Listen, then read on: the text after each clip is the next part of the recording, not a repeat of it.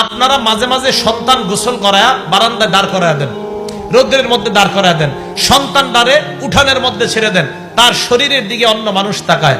এরা ভালো করে শোনেন, সন্তানের শরীর যারা অন্যের সামনে খোলা রাখেন, অথবা আপনারা বয়স্ক যারা, আমরা বয়স্ক যারা, আমরাও যারা পুকুরের মধ্যে সবার সামনে গোসল করি, খুব সতর্ক হয়ে গোসল করা দরকার, শরীরে গামছা রাখা দরকার। কেন দরকার? হাদিসটা শোনেন। ইবনে মাজাহ 3509 নম্বর হাদিস। নবীজি সাল্লাল্লাহু আলাইহি সাল্লামের জামানায় এক আশ্চর্য ঘটনা ঘটছে। কি ঘটছে? আমির ইবনে রবিআ, বলেন তো নামটা কি? আরেকটা নাম মনে রাখবেন, সাহাল ইবনে হুনাইফ। কি নাম? সাহাল ইবনে হুনাইফ। তো এই সাহাল ইবনে হুনাইফ গোসল করতেছে। মাররা আমির ইবনে রবিআ বিসাহাল ইবনে হুনাইফ রাদিয়াল্লাহু তাআলা আনহুমা।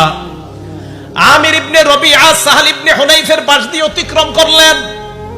অতিক্রম করার সময় ওয়াহুয়া ইয়াগতাসিলু, সাহাল ইবনে হুনাইফ গোসল করতেছিলেন। সাহাল ইবনে হুনাইফ দেখতে বড় সুন্দর। সাহাল ইবনে হুনাইফকে দেখার পর আমির ইবনে রবিআর বক্তব্যটা ছিল এমন, লাম আরা কাল ইয়াউম ওয়ালা জিলদা মুখাব্বাআতান। সাহাল ইবনে হুনাইফকে গোসলরত অবস্থায় এত সুন্দর আমি দেখলাম, এমন সুন্দর শরীর কোন পর্দার আড়ালের নারী কেউ দেখি